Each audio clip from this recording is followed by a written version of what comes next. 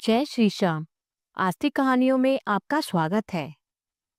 ओशो का दूसरा प्रवचन, आध्यात्मिक विश्व आंदोलन ताकि कुछ व्यक्ति प्रबुद्ध हो सके, जो कि मैं मृत्यु सिखाता हूँ।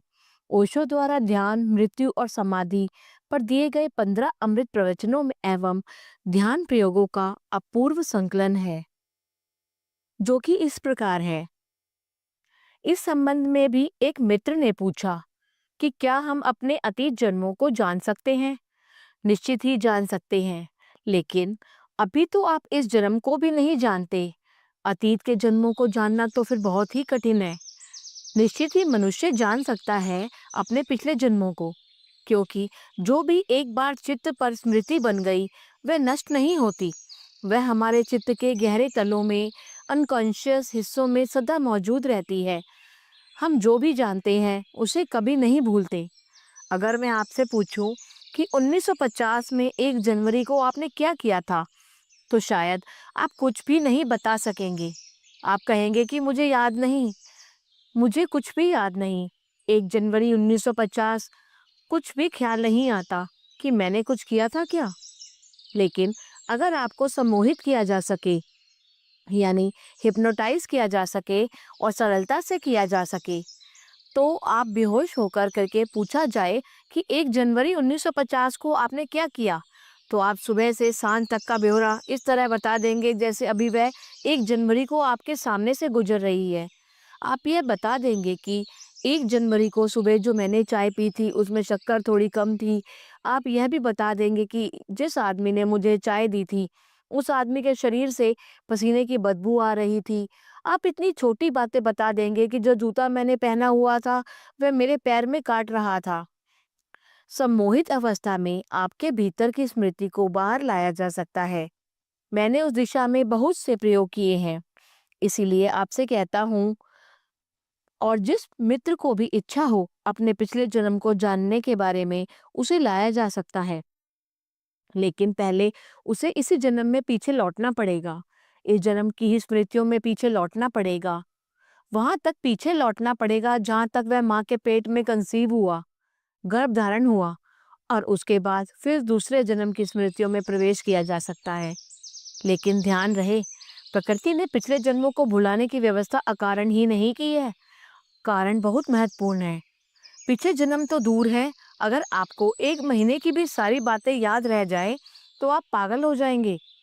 1 दिन की भी अगर सुबह से शाम तक की सारी बातें याद रह जाए ना, तो आप जिंदा ही नहीं रह सकोगे। तो प्रकृति की सारी व्यवस्था ये है कि आपका मन कितने तनाव झेल सकता है, उतनी ही स्मृति आपके भीतर शेष रहने दी जाती है। शेष सब अंधेरे गर्त में डाल दी जाती है। जैसे एक घर में कबाड़ घर होता है ना, पीछे बेकार चीजें आप कबाड़ घर में डालकर दरवाजा बंद कर देते हो, वैसे ही स्मृति का एक कलेक्टिव हाउस है, एक अनकॉन्शियस घर है, एक अचेतन घर है, जहाँ स्मृति में जो बेकार होता चला जाता है उसे चित्त में रखने की जरूरत नहीं, वे सब संग्रहित होता रहता है। वहाँ जन्मों जन्मों की स्मृतियाँ संग्रहित हैं। लेकिन अगर कोई आदमी अनजाने बिना समझे हुए उस घर में प्रविष्ट हो जाए तो तत्क्षण पागल हो जाएगा। इतनी ज्यादा है वे स्मृतियाँ। एक महिला मेरे पास प्रयोग करती थी। उनको बहुत इच्छा थी कि वह पिछले जन्मों को जाने। मैंने उन्हें कहा कि यह हो सकता है, लेकिन आगे की जिम्मेवारी समझ लेनी चाहिए, क्योंकि हो सकता है पिछले जन्म को जानने के बाद आप बहुत चिंतित और परेशान हो जाएं। क्योंकि कहा नहीं, मैं क्यों परेशान होऊंगी, पिछला जन्म तो हो चुका ना, अब क्या फिक्र की बात है। उन्होंने प्रयोग शुरू किया। वे एक कॉलेज में प्रोफेसर थी, बहुत बुद्धिमान थी, समझदार थी, हिम्मत वाली थी। उन्होंने प्रयोग शुरू किया और जिस भांति मैंने कहा, उन्होंने गहरे से गहरे मेडिटेशन किए, गहरे से गहरा ध्यान किया। धीरे धीरे स्मृति के नीचे की परतों को उखाड़ना शुरू किया, और एक दिन, जिस दिन पहली बार उन्हें पिछले जन्म में प्रवेश मिला, वह भागती हुई आई। उनके हाथ पैर कांप रहे थे, आंख से आंसू बह रहे थे। वे एकदम छाती पीट पीट कर रोने लगी और कहने लगी कि मैं भूलना चाहती हूँ उस बात को जो मुझे याद आ गई। मैं उस पिछले जन्म में अब आगे नहीं जाना चाहती। मैंने कहा कि अब मुश्किल है, जो याद आ गया अब उससे भूलने में फिर बहुत वक्त लग जाएगा। लेकिन इतनी घबराहट क्या है? उन्होंने कहा कि नहीं, नहीं, पूछिए ही मत। मैं तो सोचती थी कि मैं बहुत पवित्र हूँ, बहुत सच्चरित्र हूँ, लेकिन पिछले जन्म में एक मंदिर में वेश्या थी, दक्षिण के। मैं देवदासी थी और मैंने हज़ारों पुरुषों के साथ संभोग किया और मैंने अपने शरीर को बेचा। नहीं, मैं उसे भूलना चाहती हूँ, मैं उसे एक क्षण भी याद नहीं रखना चाहती।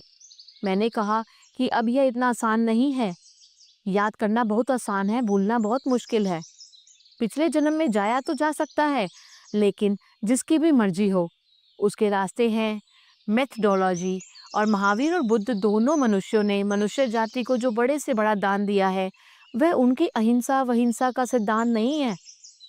वह सबसे बड़ा दान है जाति स्मरण का सिद्धांत। वह है पिछले जन्मों की स्मृति में उतरने की कला। महावीर और बुद्ध दोनों ही पहले आदमी हैं पृथ्वी पर जिन्होंने प्रत्येक साधक के लिए यह कहा कि तब तक तुम आत्मा से परिचित नहीं हो सकते जब तक तुम पिछले जन्मों में नहीं उतरते हो। और उन्होंने प्रत्येक साधक को पिछले जन्म में ले जाने की फिक्र की। और एक बार कोई आदमी अपने पिछले जन्मों की स्मृतियों में जाने की हिम्मत जुटा ले तो वह दूसरा आदमी हो जाएगा, क्योंकि वो इस जन्म में तो वो आदमी है। अपनी दूसरी स्मृति को याद करते ही वो दो आदमियों का रूप धारण कर लेगा। और जब एक आदमी की स्मृति आप नहीं संभाल पाते हो, तो दो दो आदमियों के जन्म के बारे में, दो दो आदमियों की जिंदगी के बारे में आप उसको कैसे संभाल पाओगे, कैसे देखोगे?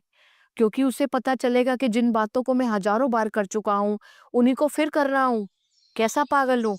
कितनी बार मैंने संपत्ति इकट्ठी की, कितनी बार मैंने करोड़ों अंबार लगा दिए, कितनी बार मैंने महल खड़े किए, कितनी बार इज्जत, शान और पद, और कितनी बार दिल्ली के सिंहासनों की यात्रा कर ली, कितनी बार, कितनी अनंत बार किया। फिर मैं वही कर रहा हूँ और हर बार वही यात्रा असफल हो गई। वे यात्रा इस बार भी असफल हो जाएगी। तत्क्षण उसकी संपत्ति की दौड़ बंद हो जाएगी। तत्क्षण उसके पदों का मोह नष्ट हो जाएगा। वह आदमी जानेगा कि मैंने हजारों हजारों वर्षों में कितनी स्त्रियां भोगी। स्त्री जानेगी कि मैंने हजारों हजारों वर्षों में कितने पुरुष भोगे और न किसी पुरुष से तृप्ति मिली और न किसी स्त्री से तृप्ति मिली। और अब भी मैं यही सोच रहा हूँ कि इस स्त्री को भोगूं, उस स्त्री को भोगूं, इस पुरुष को भोगूं, उस पुरुष को भोगूं। ये करोड़ बार हो चुका है। एक बार स्मरण आ जाए इसका, तो ये फिर बार बार दोबारा नहीं हो सकता, क्योंकि इतनी बार जब हम कर चुके हों और कोई फल ना पाया हो, तो फिर आगे उस दोहराने जाने का उपाय नहीं है, कोई अर्थ नहीं है। बुद्ध और महावीर दोनों ने जाति स्मरण के गहरे प्रयोग किए, स्मृति के अतीत जन्मों की स्मृति के। और जो साधक एक बार उस स्मृति से गुजर गया, वह आदमी दूसरा हो गया, ट्रांसफॉर्म हो गया, बदल गया। जिन मित्र ने पूछा है कि मैं उनको जरूर कहूंगा कि अगर उनकी इच्छा हो तो उन्हें पिछली स्मृति में ले जाया जा सकता है, लेकिन बहुत सोच समझ कर ही उस प्रयोग में जाया जा सकता है। इस जिंदगी की चिंताएं ही इतनी काफी हैं कि हम उसको ही नहीं झेल पाते। इतनी चिंताएं जो हम दिन भर दिन घिसते जा रहे हैं, अंदर ही अंदर खत्म होते जा रहे हैं। तो दो दो जिंदगी को आप कैसे संभाल पाओगे? इस जिंदगी की परेशानियां ही बहुत है। इस जिंदगी को भूलने के लिए आदमी शराब पीता है, सिनेमा देखता है, ताश खेलता है, जुआ खेलता है। इस जिंदगी को भी भूलने के लिए, दिन भर को भूलने के लिए रात शराब पी लेता है। जो आदमी आज के दिन भर को भी याद नहीं रख सकता, इतना साहस ही नहीं है कि जिंदगी को फेस कर ले, वह आदमी पिछले जन्मों को याद करने की हिम्मत जुटा पाएगा? यह जानकर आपको हैरानी होगी कि सारे धर्मों ने शराब का विरोध किया, और ये साधारण बिल्कुल ना समझने वाले नेतागण जो दुनिया को समझाते हैं कि शराब का इसलिए विशेष किया है कि उसका चरित्र नष्ट हो जाता है और उससे घर की संपत्ति नष्ट हो जाती है, कि आदमी लड़ने झगड़ने लगता है। ये सब बेवकूफ़ी की बातें हैं। धर्मों ने शराब का विरोध सिर्फ इसलिए किया है कि जो आदमी शराब पीता है वह अपने को भुलाने का उपाय कर रहा है, और जो आदमी अपने को भुलाने का उपाय कर रहा है वह अपनी आत्मा से कभी भी परिचित नहीं हो सकता, क्योंकि आत्मा से परिचित होने के लिए तो अपने को जानना उपाय है, या उसका उपाय करना पड़ेगा हमें। और जो आदमी अपने को भुलाने का उपाय कर रहा है वह अपनी आत्मा को कभी परिचित नहीं हो सकता। क्योंकि आत्मा से परिचित होने के लिए तो अपने को जानना उपाय करना है। इसीलिए शराब और समाधि दो विरोधी चीजें बन गई। उनका इससे कोई मतलब नहीं है, क्योंकि सच तो ये है कि मैं शराबियों को भी जानता हूँ, उनको भी जो शराब नहीं पीते। मैंने तक आज हजारों अनुभव में यह पाया कि शराब पीने वाले ना पीने वाले से कोई अर्थों में अच्छा होता है। मैंने शराब पीने वालों में जितनी दया और करुणा देखी, उतनी मैंने शराब ना पीने वालों में भी नहीं देखी होगी। मैंने शराब पीने वाले में जितनी विनम्रता देखी, जितनी ह्यूमिलिटी देखी, उतनी मैंने शराब नहीं पीने वालों में नहीं देखी। जितनी अकड़ मैंने देखी शराब ना पीने वालों में, उतनी अकड़ शराब पीने वाले में दिखाई नहीं पड़ी। लेकिन इन सारी बातों से नहीं किया है विरोध धर्म ने। और ये जो साधारण नेतागण समझाते फिरते हैं कि इसलिए विरोध किया है, इसलिए विरोध नहीं किया है, विरोध किया है या इसलिए कि आदमी जो अपने को भूलने का उपाय करता है, वह आदमी अपने साहस को छोड़ रहा है, याद करने के, रिमेम्बरिंग के, स्मृति के। और जो आदमी इसी जन्म को भूलने की फिक्र में लगा है, वह पिछले जन्मों को याद कैसे कर सकेगा? और जो पिछले जन्मों को याद नहीं कर सकता, वह इस जन्म को बदलेगा कैसे? फिर एक अंधा रिपीटिशन चलता रहेगा। जो हमने बार बार किया है वही हम बार बार करते चले जाएंगे। अंतहीन है यह प्रक्रिया। और जब तक हमें स्मरण नहीं होगा, हम बार बार जन्मेंगे, उन्हीं बेवकूफ़ियों को बार बार करेंगे जिन्हें हमने बार बार किया है। और इसका कोई अंत ही नहीं है। इस बोर्डम का, इस श्रृंखला का कोई अंत ही नहीं, क्योंकि बार बार हम फिर मरेंगे, फिर भूल जाएंगे, फिर शुरू होगा, फिर यही सर्कल चलता रहेगा। ये सर्कल की तरह, कोल्लू के बैल की तरह हम घूमते रहेंगे। जिन लोगों ने इस जीवन को संसार कहा है, संसार का आप मतलब समझते हो? संसार का मतलब है व्हील, एक घूमता हुआ चाक, जिसमें स्पोक जो है, आरे जो हैं, वे फिर ऊपर चलते जाते हैं, फिर नीचे आते जाते हैं, फिर ऊपर चले जाते हैं, फिर नीचे आ जाते हैं। वह जो हिंदुस्तान के राष्ट्रीय ध्वज पर व्हील बना हुआ है ना, वह पता नहीं हिंदुस्तान के सोचने समझने वालों ने किस वजह से वहां रख दिया। शायद उनको पता नहीं, वे न मालूम क्या सोचते होंगे। अशोक ने उस चक्र को इसलिए खुदवाया था अपने स्तूपों पर, ताकि आदमी को पता रहे कि जिंदगी एक घूमता हुआ चाक है, कोलू का बैल है। उसमें हर चीज घूमकर फिर वहीं आ जाती है, फिर घूमनी शुरू हो जाती है। वह जो व्हील है, संसार का प्रतीक है। वह व्हील किसी विजय यात्रा का प्रतीक नहीं, वह जिंदगी के रोज रोज हार जाने का प्रतीक है। वह इस बात का प्रतीक है कि जो जिंदगी जो है, वह एक रिपीटेटिव बोर्डम है। वह बार बार दोहर जाने वाला चाक है। लेकिन हर बार हमें भूल जाते हैं कि इसलिए दोबारा फिर बड़े रसलीन होकर दोहराने लगते हैं। एक युवक एक युवती की तरह बढ़ रहा है प्रेम करने को। उसे पता नहीं कि वह कितनी बार बढ़ चुका है, कितनी युवतियों के पीछे दौड़ चुका है। लेकिन अब वह फिर बढ़ रहा है और सोचता है कि जिंदगी में पहली दफा ये घटना घट रही है। ये अद्भुत घटना है। यह अद्भुत घटना बहुत दफे घट चुकी है। और अगर उसे पता चल जाए कि उसकी हालत वैसी ही हो जाएगी जैसी एक आदमी की एक फिल्म को 10-25 दफा देखकर हो जाती है। अगर आप आज फिल्म देखने गए हैं तो बात और है, कल भी आपको ले जाया जाए तो आप बर्दाश्त कर लेंगे। तीसरे दिन आप कहेंगे, क्षमा कीजिए, अब मैं नहीं जाना चाहता। लेकिन आपको मजबूर किया जाए कि पुलिस वाले पीछे लगे हैं, आपको ले जाएंगे। और 15 दिन वही फिल्म, तो 16वें दिन आप गर्दन दबाकर मरने की कोशिश करेंगी कि अब इस फिल्म को मैं नहीं देखना चाहता। ये हद हो गई, 15 दिन देख चुका हूँ, अब तक देखता रहूंगा क्या? लेकिन वह पुलिस वाले पीछे लगे हैं कि नहीं, यह तो देखनी ही पड़ेगी। लेकिन अगर रोज फिल्म देखने के बाद अफीम खिला दी जाए और भूल जाए आपकी मैंने फिल्म देखी थी, तो दूसरे दिन फिर आप टिकट लेकर उसी फिल्म में मौजूद हो सकते हो और बड़े मजे से देख सकते हो। आदमी हर बार शरीर बदलता है, तब उस शरीर में संजोई गई स्मृतियों का द्वार क्लोज हो जाता है, बंद हो जाता है। फिर नया खेल शुरू हो जाता है। फिर वही खेल, फिर वही बात, फिर वही सब जो बार बार हो चुका है। जाति स्मरण से यह स्मरण आता है कि यह तो बहुत बार हो चुका है, यह कहानी तो बहुत बार देखी जा चुकी है, यह गीत तो बहुत बार गाए जा चुके हैं, ये तो बर्दाश्त के बाहर हो गई बात अब।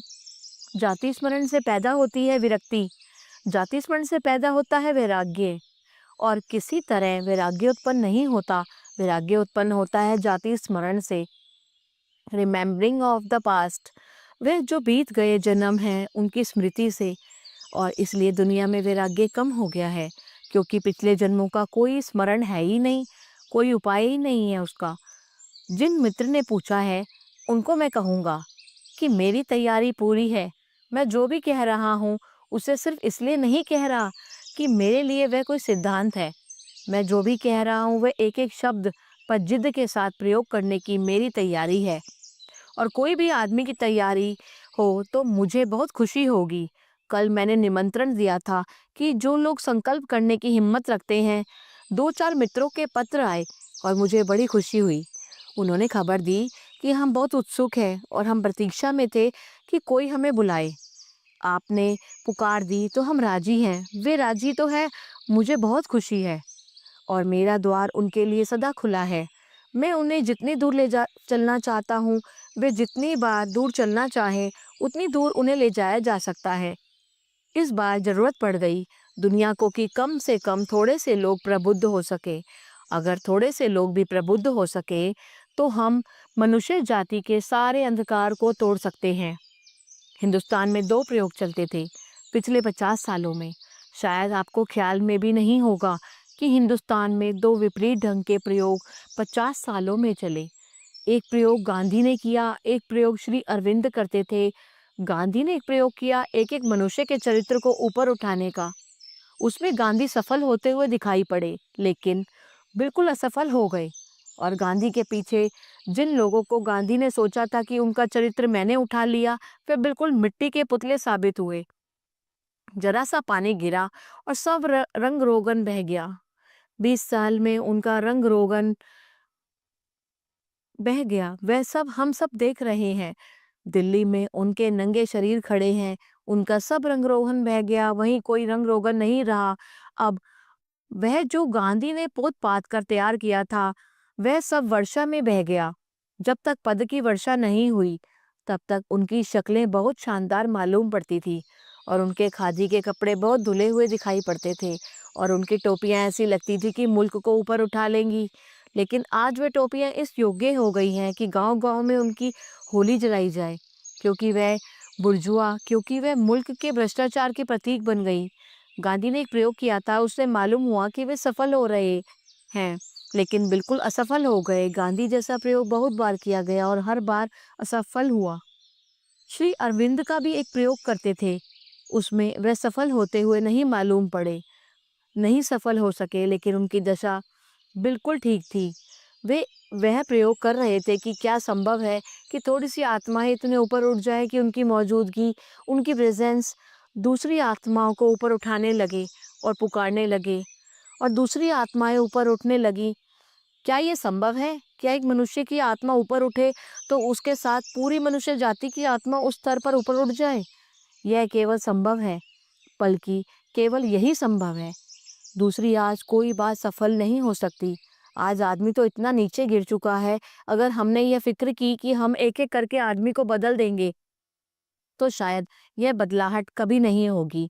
बल्कि जो आदमी उनको बदलने जाएगा, उनके सत्संग में उसके खुद के बदल जाने की संभावना ज़्यादा हो जाएगी। उसके बदल जाने की संभावना ज़्यादा है, वह भी उनके साथ भ्रष्ट हो जाएगा। आप देखते हैं जितनी जनता के सेवक जनता की सेवा करने जाते हैं, थोड़े दिन में पता चलता है कि वही जनता की जेब काटने वाले सिद्ध हो रहे हैं। वे गए थे सेवा करने, वे गए थे लोगों को सुधारने, थोड़े दिन में पता चला लोग उनको सुधारने का विचार कर रहे हैं। नहीं, यह नहीं हो सकता।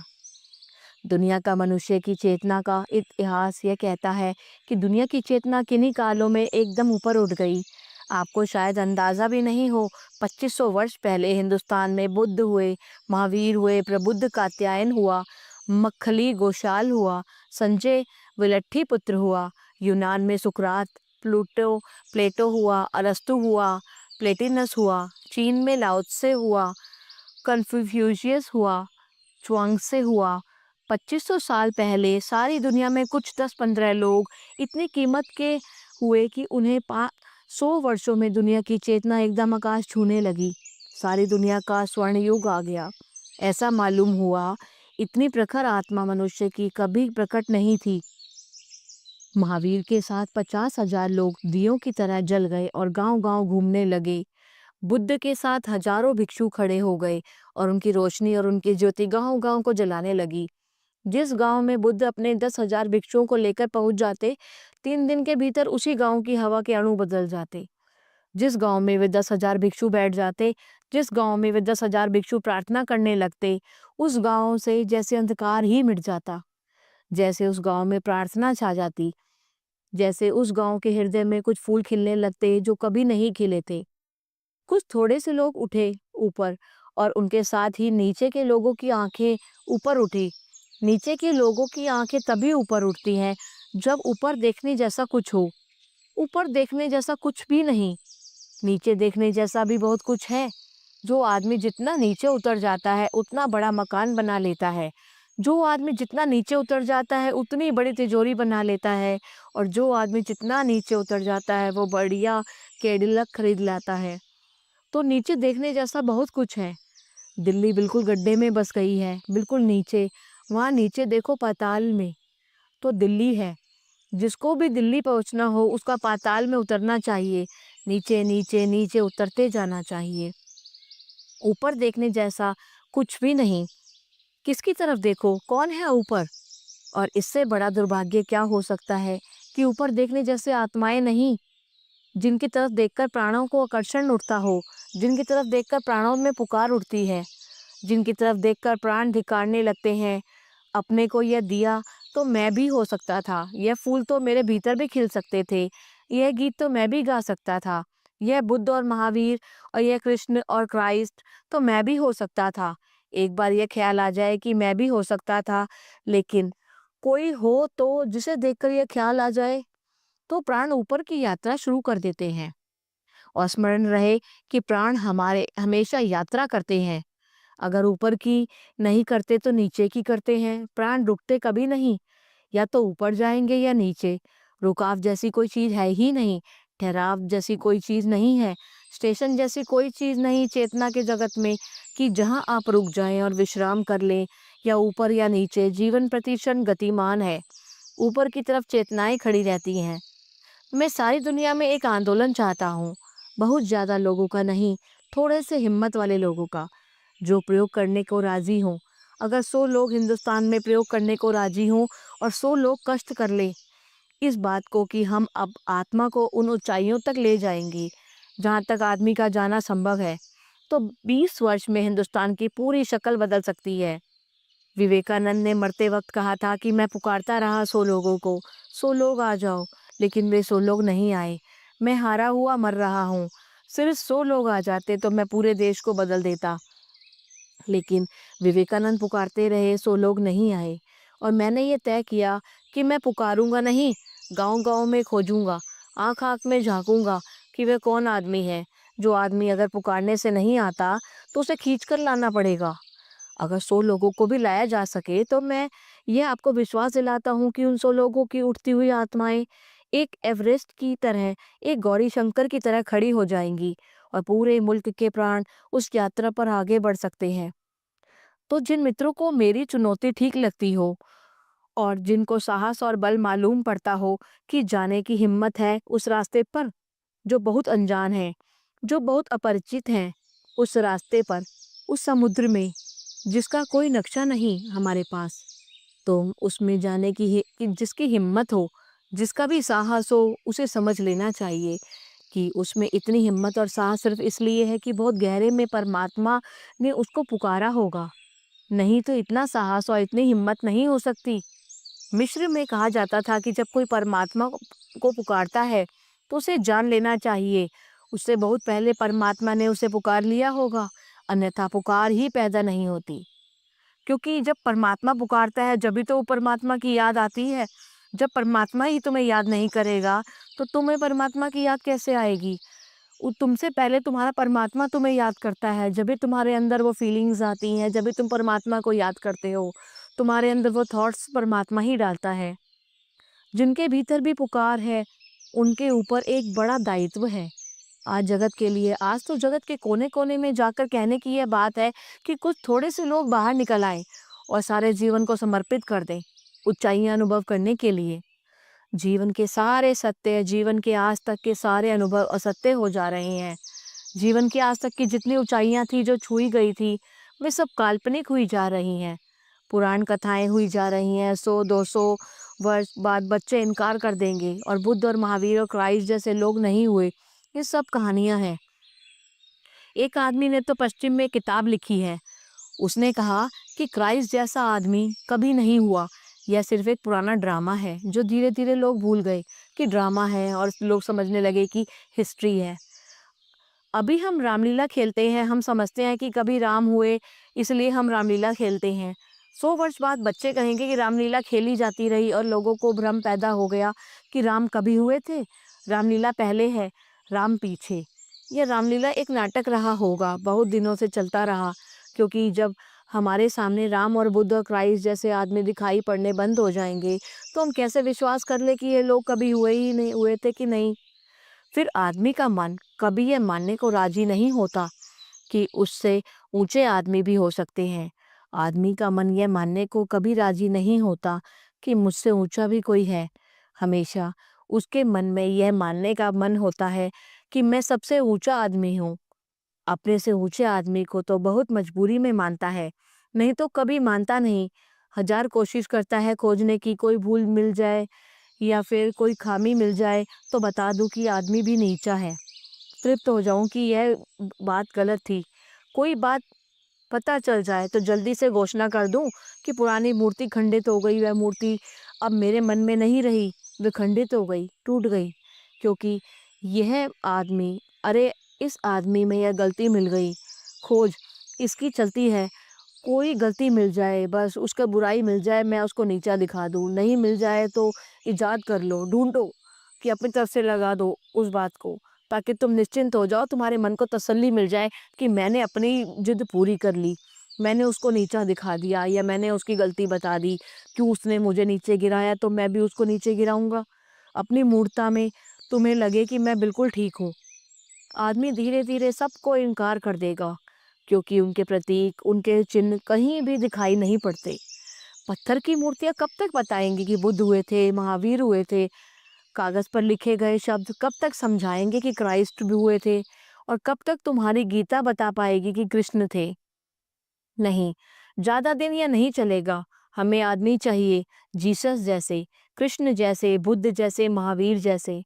अगर हम जैसे वैसे आदमी आने वाले 50 वर्षों में पैदा नहीं करते तो मनुष्य जाति एक अत्यंत अंधकारपूर्ण युग में प्रविष्ट होने को है। उसका कोई भविष्य नहीं है, क्योंकि ये ज्ञान हमें अपने बच्चों को पल पल में हर समय देना ही पड़ेगा कि भगवान हुए थे। भगवान की लीलाओं का तुम्हें स्मरण कराना पड़ेगा, बार बार उनके उनके बारे में सच्चाई बयां करनी पड़ेगी, उनके अस्तित्व के बारे में बताना पड़ेगा, क्योंकि जो आने वाली पीढ़ी है वो ये नहीं जान पाएगी, विश्वास करना कठिन हो जाएगा। यही संस्कार तुमने उनको देने हैं, तभी वो आगे तक ये हमारी जो गीता के ज्ञान की बातें हैं सब आगे तक चलती चली जाएंगी। जिन लोगों को भी लगता हो कि जीवन के लिए वे कुछ कर सकते हैं, उनके लिए एक बड़ी चुनौती है। और मैं तो गांव-गांव ये चुनौती देता हुआ घूमूंगा, और जहां भी मुझे कोई आंखें मिल जाएंगी कि लगेगा यह दिया बन सकती हैं, इनमें ज्योति जल सकती है, तो मैं अपना पूरा श्रम करने को तैयार हूँ। मेरी तरफ से पूरी तैयारी है। देखना है कि मरते वक्त मैं भी कहीं यह ना कहूँ कि 100 आदमियों को खोजता था, वे मुझे मिल गए, मेरी या मिले नहीं।